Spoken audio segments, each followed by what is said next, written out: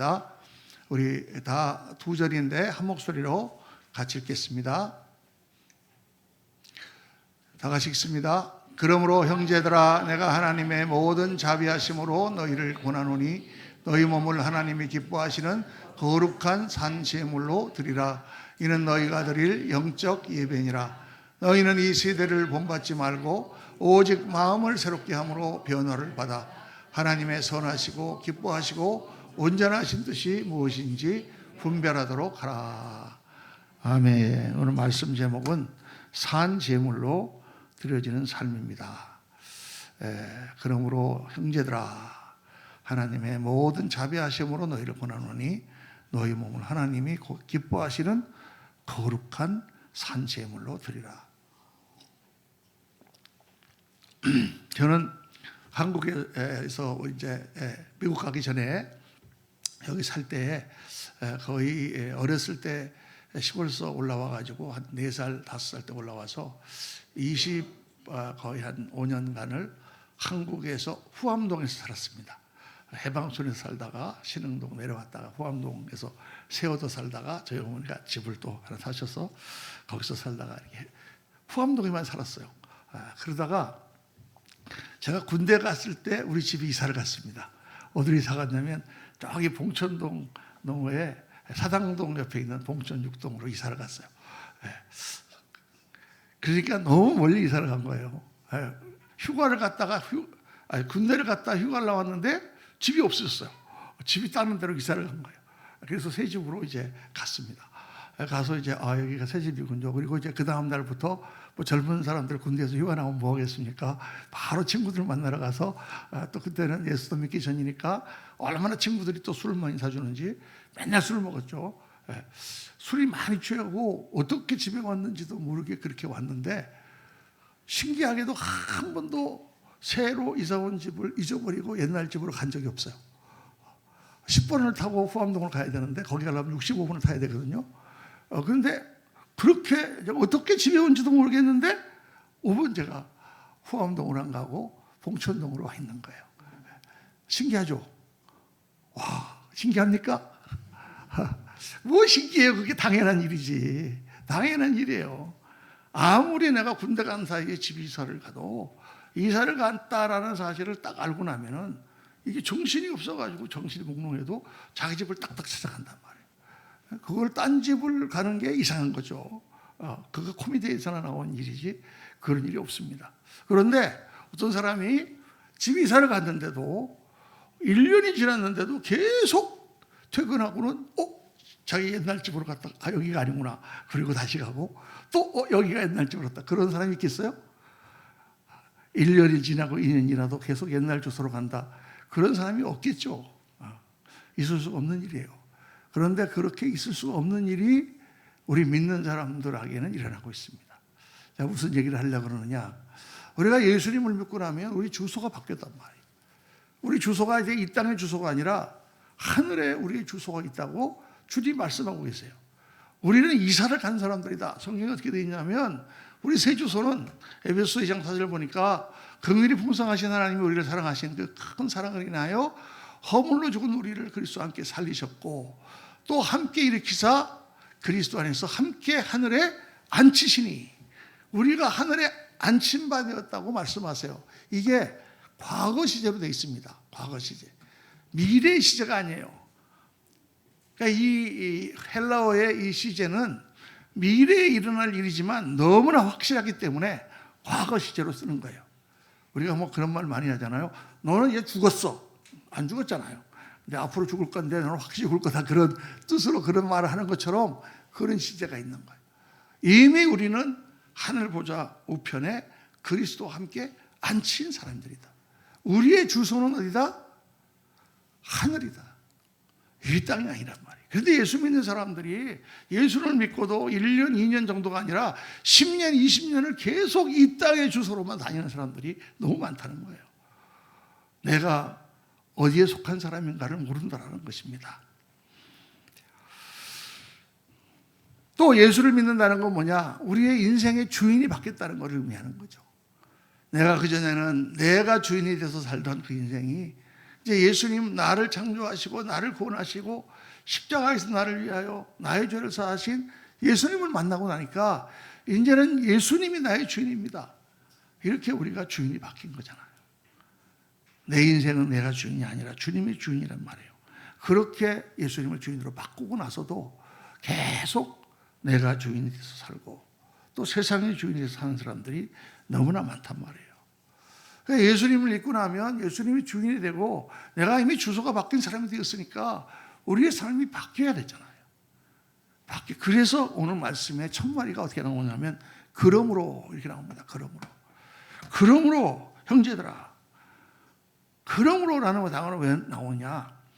로마서가 전체가 16장으로 되어 있는데 1장부터 11장까지는 구원의 도에 대해서 설명하고 있어요. 우리가 어떻게 구원을 받았느냐, 다 죄 가운데 있던 사람들이 예수 그리스도께서 우리를 위해 죽으시고 그를 믿음으로 말미암아 율법은 우리를 구원하지 못하고 우리의 노력으로는 구원받지 못하는데 모든 사람이 죄를 범하였으므로 하나님의 영광에 이르지 못하는데 예수께서 우리와 같은 자를 위하여 그가 대신 죽고 제사를 드려주심으로 우리가 예수님을 믿고 구원을 받았다. 그리고 이 구원받은 자를 아무도 정죄하지 못한다. 왜? 예수님이 우리의 죄를 대신 심판받았기 때문에. 로마서 8장에 보면 그러므로 하나님을 사랑하는 자고 그 때때로 입은 자들에게는 다 합력하여 선을 이루고 누가 우리를 그리스도의 사랑에서 끊으리요? 이 세상에 어떤 것도 우리를 사랑하시는 그리스도의 사랑에서 우리를 끊지 못한다. 그렇게 우리는 그리스도의 피를 말미암아 주님을 믿음으로 구원을 받았다. 이거 설명한 게 로마서 1장부터 11장까지예요. 그리고 12장으로부터 들어가면서 그러므로 그렇기 때문에 그렇게 우리가 구원받았기 때문에 우리는 어떻게 살아야 되냐. 실천 부분에 대해서 12장부터 16장까지 말씀하는 거예요. 사도 바울의 서신은 거의 다 그렇게 구조가 되어 있습니다. 자, 이제부터 너는 이제 중학생이 되었어. 중학교에 들어가는 거야. 알았지? 그러니까 지금부터 너는 이제 혼자 학교에 가는 거야. 알았지? 중학생이 되었지? 그러니까 이제부터는 어떻게 되냐? 중학생처럼 살아야 돼. 이렇게 우리가 얘기하잖아요. 아이들한테. 그렇게 하는 거예요. 이제 우리는 예수를 믿고 하나님의 자녀가 되었지? 그러므로 영어로 therefore 그렇다면 우리가 어떻게 살아야 되냐? 이 그렇다면이 안 되는 거예요. 우리 예수 믿는 사람들이 예수님을 믿고 교회를 다니는데 이 그러므로가 안 되는 거예요. 이제는 나는 새 사람이구나. 나는 이제 새로운 사람이구나. 그러므로 이제 나는 주님과 더불어 살아야 되는 걸 할 때 이게 안 되는 거예요. 그래서 이 그러므로 다음에 나오는 첫 번째 말씀이 뭐냐? 그러므로 너희는 너희의 몸을 하나님 앞에 산 제물로 드려라. 산 제사로 드려라. 이렇게 말씀하는 거예요. 이게 도대체 무슨 뜻이냐? 여러분, 우리가 예수를 믿고 나의 삶을 하나님 앞에 산 제사, 산 제물로 드린다는 것이 무슨 뜻인가를 오늘 분명하게 깨달으시고 앞으로 우리가 그렇게 한번 살아보기를 원합니다. 첫째는 희생이라는 거예요. 희생이 따르는 삶이라는 거예요. 제물이라는 것은 희생제거든요. 희생제. 제물은 구약에 나오는 제사는 희생입니다. 드려지는 거예요. 하나님께 드려지는 거예요. 그러니까 이 말은 무슨 말이냐? 예수님을 믿고 우리가 사는 삶은 대가를 지불해야 된다는 거예요. 여러분, 이 대가라는 게 굉장히 중요합니다. 내가 공부를 잘해야 되겠다. 앞으로 내가 훌륭한 사람이 돼야 돼. 성적이 올라야 되겠다. 그러면 뭐가 있어야 돼요? 대가를 지불해야 되는 거예요. 공부를 하는 대가를. 아무것도 하지 않고 자기가 혼자 그냥 공부 잘하는 사람이 될 수 있습니까? 모든 일에는 대가를 지불해야 되는 거예요. 그러니까 성경에 나오는 거예요. 밭에 있는 보화를 발견한 농부가 이 밭에 보화가 숨겨져 있네. 얼른 것을 감추고 가서 전 재산을 팔아서 그 밭을 산 거예요. 대가를 지불하고 그 밭을 사는 거예요, 여러분. 그러니까 예수님을 믿고 내가 변화된 삶을 살고 새로운 삶을 살려면 뭔가가 대가가 치러져야 된다는 거예요. 아무것도 치르지 않고 내가 갑자기 예수님을 잘 믿고 거룩한 사람이 되고 하나님의 축복을 받고 그렇게 할 수가 없는 거예요. 그러니까 성도님들이 그게 문제인 거예요, 여러분. 기도하지 않고 응답 받으려고 그러는 거예요. 헌신하지 않고 축복만 받으려고 하는 거예요. 하나님 말씀으로 채우지 않고 평강을 얻으려고 그래요. 목사님 저는 마음에 평강이 없어요. 왜 평강이 없습니까? 하나님의 말씀을 잘 배우고 말씀으로 마음을 채워보세요. 그렇게 해야만 하나님이 주시는 은혜와 축복이 만나는 것입니다. 그래서 구약의 제사라는 것이 뭔가를 우리가 한번 봐야 돼요. 이 레위기에 보면은 제사가 어떻게 되어 있느냐, 이게 여러 가지 제사가 나오는데 제일 처음에 나오는 번제가 이렇게 되어 있습니다. 그런 여호와 앞에서 그 숫송아지를 잡을 것이요, 아론의 자손 제사장들은 그 피를 가져다가 회막문화 제단에 뿌릴 것이며, 그는 또 그 번제물의 가죽을 벗기고 각을 뜰 것이요. 각을 뜬다는 말은 뭐냐면 토막을 친다는 얘기예요. 그러니까 제물이 있으면 그 제물을 가져다가 하나님 앞에 드리는데, 먼저 그 머리에 안수하고 우리의 죄를 다 그 제물에게 뒤집어 씌운 다음에 목을 따고 피를 뿌리고 껍질을 벗기고 토막을 쳐서 하나님 앞에 올려서 벌려서 놓고 불을 피워서 하나님 앞에 향기로운 제사로 다 태워드린다는 거예요. 자기 자신을 드린다는 거예요. 하나님이 받으시고 그 제물을 받으시고 용서하시고 축복하시고 은혜를 베푸시고 그 백성을 인도하신다. 이게 구약에 나오는 제사예요. 그러니까 우리가 예수님을 믿고 하나님의 자녀가 되면 뭘 해야 되느냐, 나의 옛사람, 나의 옛생활을 다 토막쳐서 하나님 앞에 불살라서 드려야 된다. 이게 있어야 된다는 거예요. 이게 너희 몸을 산 제사로 드린다는 뜻이에요, 여러분. 그래서 나의 옛사람이 제단 위에서 죽고 새 사람으로 다시 태어나는 거예요. 이게 없으면 우리의 삶이 변화가 되지 않습니다. 우리 성도님들이 많이 예수님을 믿고도 옛날하고 똑같이 살아가는 이유가 뭐냐 하면, 내가 하나님 앞에 제물로 드려진 경험이 없는 거예요. 내 것은 다 주님의 것입니다 라고 바쳐진 경험이 없는 거예요. 왜 예수님 믿고도 불안하냐, 왜 이게 불안하냐, 이거를 하나님께 드려버리면 되는데 이거를 안 드리고 내가 쥐고 있으니까 불안한 거예요. 왜 이게 되질 않느냐, 왜 사람들 앞에서 체면이 가죽이 다 벗겨져야 되는 거예요. 죄 믿고 나니까 하나님 앞에 뭐가 내가 부끄러운 게 있어요. 나 같은 죄인을 구원해 주셨는데. 그러니까 더 유명한 사람들, 제가 아는 너무 훌륭한 사람들, 그런 분들이 뭐 세상에선 장관을 하고 무슨 대사를 하고 그런 분들이 다 예수님 믿고 나와서 울면서 하나님 앞에 무릎 꿇고 기도하고 방언으로 기도하고 뭐 그렇게 합니다. 체면이 어디 있어요? 하나님 앞에. 그분 앞에 나가 다 제사로 드려졌는데. 그러니까 여러분이 가지고 있는 그 문제나 복잡한 일이나 답답함이나 이거를 다 하나님께 다 드려버리시고 맡겨버리세요. 그러면 하나님께서 알아서 해주십니다. 내 삶을 토막쳐서 하나님 앞에 드린다. 이게 무슨 뜻이냐? 불살라 드린다. 그러면 다 불살라니까 없어지는 것입니까? 이게 아니라 하나님 앞에 향기로운 화제로 불살라서 드려지는 거예요. 그분이 받으시는 거예요. 그분이 받으셨으니 그분이 알아서 하시겠지. 제가 은혜를 받은 목사님, 제가 예수님을 믿게 된 그분이 있어요. LA 이제 돌아가셨는데 LA에 김광신 목사님이라는 분이 계셨습니다. 은혜교회. 그분은 교회를 다녔지만 아주 나이롱으로 다니고 또 교회에서 뭐 봉사를 많이 했지만 자기는 한 번도 예수를 믿어본 적이 없다는 분이었어요.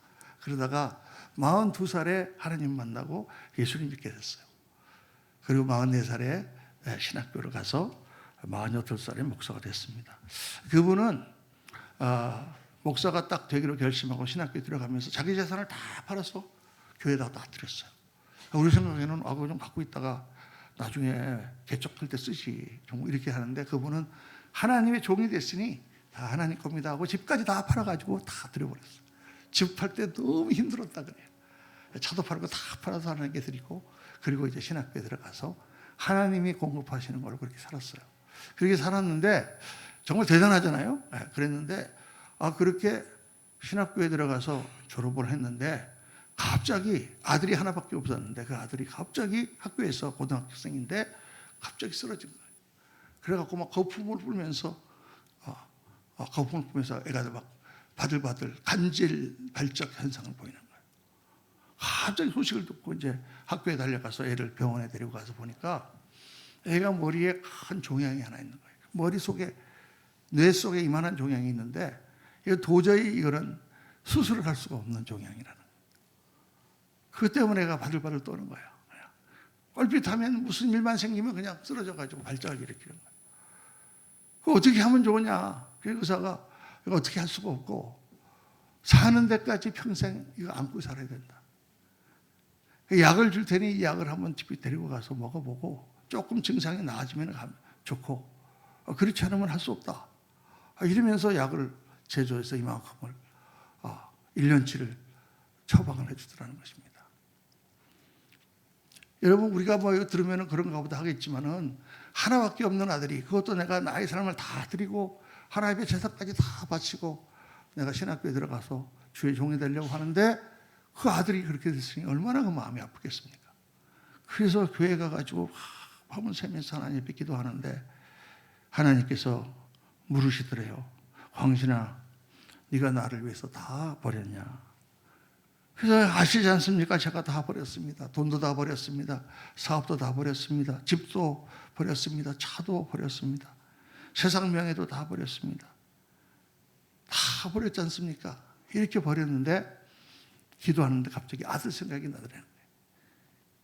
이 아들을 버려야 돼요. 그런데 아들은 못 버리겠다는 거예요. 아들은. 하나밖에 없는 아들. 그래가지고 이 아들을 못 버리겠습니다. 그냥 울면서 기도하는데 갑자기 아브라함 생각이 나더라는 거예요. 100살에 자기 아들 주신 아들을 다 컸는데 하나님이 번제로 드리라. 그 아들을 데리고 가는 모리아 산으로 데리고 가는 아브라함이 생각나면서 아브라함이 그 아들을 바쳤지. 그리고 나서 딱 생각나는데 하나님께서 그 독생자를 나를 위해서 바치셨지. 하나님의 아들 예수 그리스도를 십자가에서 달아서 죽이셨지. 그래서 내가 구원받았지. 막 그 생각을 하니까 하나님이 그 아들을 주셨는데 하고 막 울면서 하나님, 제 아들을 하나님께 드립니다. 하나님 것이니 하나님 마음대로 하십시오 하고 딱 드리고 나니까 마음에 너무 감사하고 또 믿음이 생겨서 사모님하고 다음날 딱 얘기하고 약 받은 걸 다 쓰레기통에 다 버렸대. 이제 하나님 것입니다. 하나님이 알아서 하십시오. 그리고 이제 1년 뒤에 어떻게 됐나 체크업을 받으러 갔는데 놀랍게도 1년 동안 한 번도 발작이 일어나지 않았고 가서 검사를 해보니까 종양이 싹 없어졌다는 거예요. 할렐루야. 믿습니까? 또 그랬으려고 그분이 직접 저한테 간증하시는 말씀이에요. 그 아들이 이제 고등학교 졸업하고 다트머스라고 아이비리그 대학 의과대학 가서 의사가 돼서 선교사로 나갔습니다. 참 하나님께서 그렇게 쓰셨어요. 여러분 하나님께 드린다고 하는 것은 그냥 없어지는 것이 아니에요. 내가 그 문제를 하나님께 드린다는 것은 내가 고민하고 내가 근심하는 문제를 없앨 뿐만 아니라 하나님의 손에 그걸 맡기는 거예요. 하나님이 알아서 하시는 거예요. 그분이 살리시면 살고 죽이시면 죽고 어차피 그분이 주신 건데 그렇게 하나님께 드려진 것은 다 하나님께서 쓰시고 영광으로 상급으로 나타나는 거예요. 여러분. 내가 하나님께 드리는 것을 아까워하시는 분들이 많이 있어요. 교회에다가 드리는 것을. 여러분 내가 내 사람을 드리면 그게 날아가겠습니까? 저 같은 사람은 정말 세상에서 뭐 했겠습니까? 제가 내 삶을 드렸습니다. 그래서 문영준이 어떻게 됐습니까? 기껏 해봐야 무슨 건설회사 현장 소장이나 하다가 지금 아파트는 한두 채 갖고 있고 술 먹다가 지금 죽었겠지. 간암 걸려가지고. 어떻게 이렇게 하나님 앞에 거룩하고 아름답고 행복하고 영광된 삶을 살 수가 있겠어요?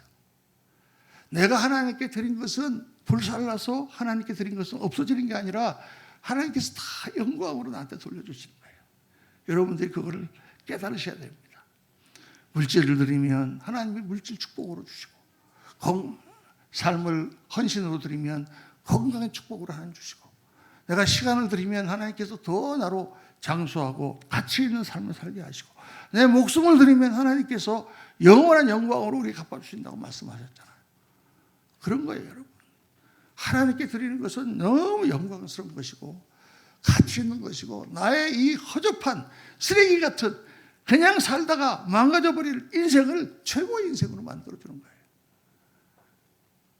그게 하나님께 드린 희생이고 그게 우리가 제물로 드려지는 삶입니다. 주저하지 마세요, 여러분. 하나님께 드리는 것은 최고의 인생을 사는 바로 그런 길인 거예요. 두 번째, 어떤 뜻이냐? 이거는 세상과 구별되는 삶이에요. 오늘 말씀에 너희는 이 세대를 본받지 말고, 예수 믿는 삶은 하나님께 드려진 제물은 이제는 성스럽게 구별된 삶이다. 세상과 분리되고 세상에서의 삶과 달라야 된다는 거예요. 우리는 세상에 살고 있죠. 세상에서 살아야 되죠. 일하고 다 해야 되지만은, 그러나 우리의 속은, 우리의 모든 모습은 달라져야 된다. 세상과 하나님 나라 같이 갈 수 없는 거예요. 그런데 왜 예수 믿는 게 이렇게 힘드냐? 세상에도 한 발 걸치고 있고 하나님 나라에도 한 발 걸치고 있으니까, 이쪽에서는 세상이 끌고 이쪽에서는 하나님이 끄니까 이 가랭이가 찢어지는 거예요, 여러분. 그러게 힘든 거지. 우리 삶을 다 하나님께 다 드려보시오. 하나님, 내가 하나님 쪽으로 살겠습니다 하면, 그러면 그때부터 우리 가운데 평강이 오고 그때부터는 축복이 오는 거예요, 여러분. 구별돼야 되는 거예요. 근데 어떻게 세상과 구별될 수 있는가? 이게 참 어려운 거죠. 우리 성도님들이 고민입니다. 내가 좀 이런 거 끊고 싶은데, 세상에서 하던 이거 좀 없애고 싶은데 이게 안 없어진단 말이에요. 하고 싶은데 마음은 있는데 잘 안 돼. 왜 그러냐? 오늘 말씀 보면은 너희는 이 세대를 본받지 말고 마음을 새롭게 함으로 변화를 받아, 이렇게 말씀하거든요. 마음을 새롭게 함으로 변화를 받아. 이게 그냥 새롭게 된다는 뜻인가? 그런데 여기를 가만히 말씀 들어보면 여긴 두 가지 요소가 있어요. 마음을 새롭게 한다는 요소가 있고 변화를 받아라는 요소가 있어요. 이거는 마음을 새롭게 하는 건 누가 하는 거냐면 내가 하는 거예요. 변화를 받아. 변화는 누가 시켜주느냐? 하나님이 시켜주는 거예요. 이 두 가지 요소가 같이 들어가 있어야 돼요. 그래서 마음을 새롭게 하는 건 뭐냐? 마음에 내가 결단해야 된다는 거예요. 내가 이렇게 하겠다라고 결심을 하고 각오를 하고 선언을 하고, 하나님, 내가 이렇게 살고 싶습니다. 내가 이제는 이것을 끊고 싶습니다. 내가 이제는 다시는 이것을 안 하고 싶습니다. 이렇게 결심을 해야 된단 말이에요. 결심을 하지 않고 어떻게 그게 되겠어요? 안 됩니다. 옛날에 제가 알던 게 아니라 우리 교회 장로님을 하던 그런 집사님 계셨는데, 저랑 대학교 동창이었어요. 미국에서 우연히 만났어요. 그래서 교회를 안 다니시는 분인데 전도를 해서 우리 교회에 나오시게 됐어요. 나오시게 됐는데 이분이 담배를 못 끊는 거예요. 우리 교회에 와가지고 이제 계속 교회를 다니시고 집사님 되고 이제 안수 집사님 돼야 되는데 이 담배를 못 끊는 거예요. 그거 어떻게 합니까? 그래서 제가 가서 이제 막 그렇게 막 권면하고 싸우고 막 그러다가 이제 이 니코펫인가 뭔가 이게 붙이는 게 있어요. 이거를 붙이면 담배가 니코틴 중독이 완화돼서 담배를 좀 안 피우게 된다 그러는 거예요. 그걸 사다 드렸는데 안 붙이는 거예요. 왜 안 붙이냐? 너무 담배를 사랑해서. 싸울 때는 뭐 그래 목사님 알겠습니다 그러면서도, 왜냐하면 너무 삶이 힘들고 고달프고 막 그러니까 이 담배를 한 대 탁 피는 순간 너무 마음이 평안해지는 거예요. 그걸 놓고 싶지 않은 거예요. 그래갖고 저랑 얼마나 싸웠는지 모릅니다. 왜냐하면 이분이 우리 교회 안수 집사가 되고 장로가 돼야 되는 분인데 담배를 안 꽂고 있으니 이게 성도들한테 본이 안 되잖아요. 그리고 그 당시 우리 교회가 다 새로 믿으신 분이라서 거의 남자 집사님들의 거의 90%는 담배를 피웠거든요. 그러니까 제가 예배 끝나고 밖에서 나가면 안 돼요. 코너를 돌아가면 거기서 담배 피우고 있어. 그러다가 목사님 막 하고 막, 그래서 내가 막 하도 화가 나갖고 하루는 막 이게 무슨 고등학교 무슨 화장 변속관입니까? 막 뒤에서 담배 피우고 말이야. 목사님 담배를 갖고 오지 마세요. 집에서 피워. 막 그래서 내가 야단을 막 쳤는데도 이게 안 고쳐져요. 못 고쳐. 그래가지고 나중에는 막 싸움 했는데 이분이 안 됐어요. 그런데 어느 날 이분이 담배를 끊은 거예요. 그렇게 싸워도 안 됐는데, 안수집도 다 끊어서 못 끊었는데, 어느 날 어떻게 끊었느냐? 그 딸이 하나 있었는데 그 딸이 너무 착하고 공부 잘했던 애였는데 걔가 아주 과학고등학교 좋은 학교를 들어갔거든요. 그런데 걔가 고등학교 들어가고 나쁜 친구들을 만나가지고 갱단에 들어갔어요. 화이트 타이거스라고. 그래갖고 애가 막 삐뚤어지기 시작하는데 걷잡을 수가 없는 거예요. 그래갖고 학교도 다 퇴학당하고 막 그냥 나쁜 애들이 그냥 돌아다니고 엄마가 막 괴를 붙들고 그 큰 길에 우리 동탄대로 갔던 큰 길에 막 너랑 나랑 같이 죽자 밤에 막 뛰어들고 막 했는데도 애가 안 바뀌어요. 그러니까 그때부터 이제 이 집사님이 나와가지고 다 밤마다 내가 어느 날 밤에 이렇게 오니까 혼자서 울면서 일 끝나고 와서 9시에 기도하고 있는 거예요. 하나님도 달라고 1년을 넘어 기도했어요. 그렇게 기도했는데 3년 만에 그 딸이 돌아왔어요. 할렐루야. 그 딸이 정신을 차리고 이제 검정고시 와가지고 이제 간호대학 들어가서 간호사가 되고 그렇게 지금 그 집을 그 딸이 다 먹여 살립니다. 할렐루야. 그런데 어느 날 그 딸이 아빠한테 편지를 쓴 거예요. 아빠 건강을 생각해 담배를 좀 끊어주세요. 그러니까 그 말을 듣고 이 딸이 그러니까 내가 끊어야 되나 그러는데 그때 코미디언 이주일 씨가 돌아가시기 전에 공익 광고를 찍었거든요. 여러분 담배를 피면 나같이 됩니다. 폐암에 걸립니다. 담배를 그게 있었죠 옛날에. 그거를 미국에서 한국 그걸 보다가 그걸 보고는 내가 담배를 끊어야 되겠다. 순식간에 그 10년을 그렇게 얘기를 해도 끊더니 어느 날 딱 갔는데 목사님 제가 지금 2주 동안 담배를 안 피웠습니다. 자랑스럽게 안순 집사님이 돼가지고 그래요 잘하셨어요. 한 달 지나니까 그게 아까워가지고 아직 안 피우고 있습니다. 할렐루야. 그리고 그냥 딱 끊었어요. 우리 왜 장로님 되죠? 제가 보니까 이게 줄여가지고 끊는 게 아니더라고요. 순간에 하나님이 역사하신 건 그러니까 마음을 새롭게 하는데 이게 내가 결단한다고 안 되잖아 이게요. 결단해도 안 되잖아요. 그런데 변화를 받아 그랬거든요. 이게 영어로 be transformed입니다. be transformed란 말은 수동태야. 하나님이 역사해 주시는 그러니까 우리가 마음의 결단을 하고 하나님께 기도하면 어떻게 하나님이 변화시켜 주신다. 여러분 꼭 믿으시기를 주의 이름으로 축원합니다. 내가 많이 보면은 자기는 결단도 안 하면서 언젠간 변화시켜 주시겠지. 절대 하나님이 변화시켜 주시지 않습니다. 안 돼. 그러니까 내가 결단을 해야 돼요. 내가 이렇게 되기를 원합니다. 소원을 가지고 하나님께 기도해야 돼요. 그런데 자기 힘만으로 해보려고 발버둥 치면 안 돼요. 하다가 안 되는구나 하고 포기해버린단 말이에요. 그런데 주님이 역사하셔야 되는 것입니다. 이 2가지 조건이 다 있어야 돼. 그래서 깡패였던 사람이 변화돼서 목사님이 되고 정말 술주정뱅이였던 사람이 변화돼서 거룩한 삶을 살고 이런 역사가 일어나는 거예요. 사랑하는 성도님들, 세상에 우리가 모든 습관과 악한 것들을 정말 하나님 앞에 결단하여 내려놓고 주님 앞에 기도하실 때 성령님 역사로 순식간에 변화되시는 그런 축복이 임하시기를 주의 이름으로 축원합니다. 3번째는 목적이 분명한 삶을 살아라. 오늘 말씀에 하나님의 선하시고 기뻐하시고 온전하신 뜻이 무엇인지 분별하도록 하라. 무엇이 올바른 인생인가 분별하고 살라는 거예요. 무엇이 올바른 인생인가. 제물로 선택된 소는 성별된 소입니다. 더 이상 다른 일 시키지 않고 제물로만 쓰죠. 그러니까 우리가 하나님 앞에 내가 제물로 드렸다는 것은 앞으로 나의 삶을 뭐를 위하여 살아야 되느냐? 하나님 나라와 그 의를 위하여, 영광을 위하여 살라는 거예요. 여러분, 그러면 뭐 목사님 일도 하지 말고 그럼 뭐 교회 나가서 일만 하란 말입니까? 그런 얘기가 절대 아니에요. 우리가 사업을 해도 목적이 있는 것입니다. 이 사업을 해서 하나님 나라와 그 영광을 위해서 쓰임받도록. 내가 건강하면 목적이 있어야 되는 거예요. 건강해서 춤추고 놀려고 건강한 게 아니라 건강해서 열심히 좋은 일로 하나님께 영광을 돌리려고 내가 건강한 거예요. 돈이 많이 있어도 그 돈 갖고 뭐합니까? 그거 가지고 좋은 일에 쓰고 하나님이 기뻐하시는 영광된 일을 쓰기 위해서 돈이 필요한 거예요.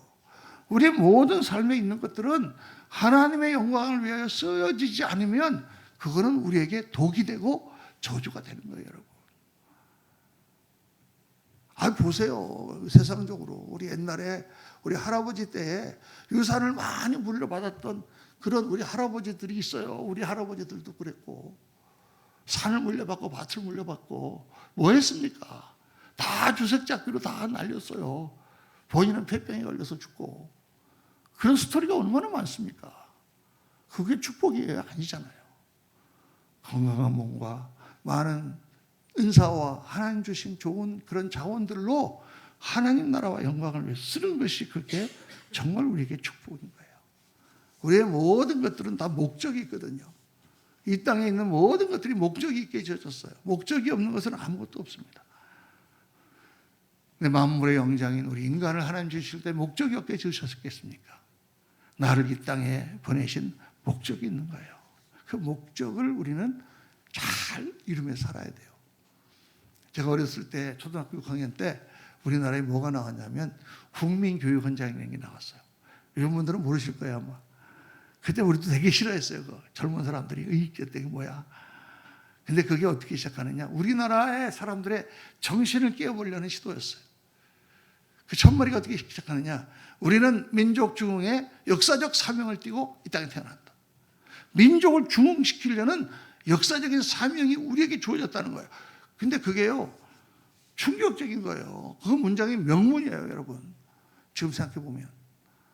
왜냐? 너무 한국 사람들이 패배주의에 빠져 있었고, 우리는 일제시대를 겪으면서 우리는 못난 놈, 우리는 못해, 우리는 가난한 사람들이야, 우리는 싸우는 사람들이야, 우리는 당파 싸움만 하는 사람들이야.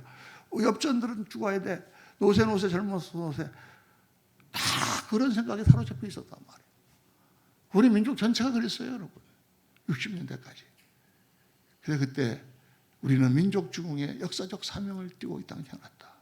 자, 우리가 이 가난을 극복하고 이 형편없는 나라 이것을 극복하고 우리 민족을 다시 새롭게 부흥시키는 사명이 우리 세대에게 있다. 이 얘기예요. 지금 생각해보니까 너무 맞는 얘기예요. 그래서 어떻게 했습니까? 우리나라가 지금. 그 세대가 그렇게 땀 흘리고 노력해서 이렇게 잘 사는 세대가 되었잖아요. 꿈도 꿀 수 없는 세계 강국이 되었지 않습니까? 저는 묻고 싶어요. 지금 이 세대, 지금 20, 30대 젊은 세대에게 여러분들 세대의 사명은 무엇입니까? 나라를 위한 사명은 무엇입니까? 한번 생각해 보세요. 여러분, 예수를 믿고 하나님 자녀가 된 사람들은 하나님 나라를 세우는 사명을 가지고 태어났어요. 그 사명을 나에게 맡겨주시고 내가 무언가 조그만 것이라도 그 나라를 세울 수 있다면 그건 나에게 큰 축복이고 특권이고 영광이에요. 하나님 앞에 가지고 갈 거예요.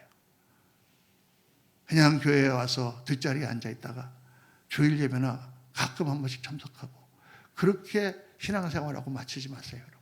주님 앞에 가시면 내놓을 것이 없습니다. 하나님께서 주신 귀한 교회, 하나님께서 주신 귀한 사명, 내가 뭔가 작지만 그 나라를 위해 헌신하고 충성한 사람들은 하나님께서 너무 귀하게 쓰시고 이 땅에서 많은 것을 주셔서 축복하셔서 크게 사용하시고 주님 앞에 갔을 때 영광의 멸류관을 받습니다. 후회 없는 삶. 저는 항상 그걸 생각합니다. 미국에서 장례식을 많이 줬지만 미국에서는 관을 앞에다가 놓고 사람들이 와서 장례식을 합니다. 그때 사람들이 나와서 조사를 해요. 아, 이 사람은 우리 아무아무의 형은 이렇게 인생을 살았습니다. 그때 사람들은 내 관 앞에서 뭐라고 말할 것인가. 그거 생각하면 지금도 가슴이 이렇게 내가 살아서는 안 되겠구나. 인생을 허비해서는 안 되겠구나. 하나님 나라와 영광을 위해서 사는 것은 정말 가치 있는 일이고 여러분의 인생에 복이 되는 일입니다. 쓸데없는 일에 인생을 낭비하지 마십시오. 오늘 말씀을 들으시면서 내 삶을 산 제물로 드리라는 게 무슨 뜻인가? 내가 정말 예수님을 믿고 그분을 나의 주인으로 삼았으니 내가 가지고 있는 모든 것을 주님께 드리자. 문제를 하나님께 드리자. 내 삶과 내 건강과 내 인생을 주님께 드리자. 주님께 맡기자. 그렇게 드려지는 삶이 제물로 드리는 삶이에요. 세상과 구별되자. 마음에 결단하고 그리고 하나님께 기도하는 가운데 거룩하고 아름다운 삶을 사는 게 드려지는 것이요. 마지막으로 하나님 주신 사명 감당하고 그 목적을 향하여 달려나가는 삶을 살자. 그렇게 사시기를 예수님의 이름으로 축원합니다.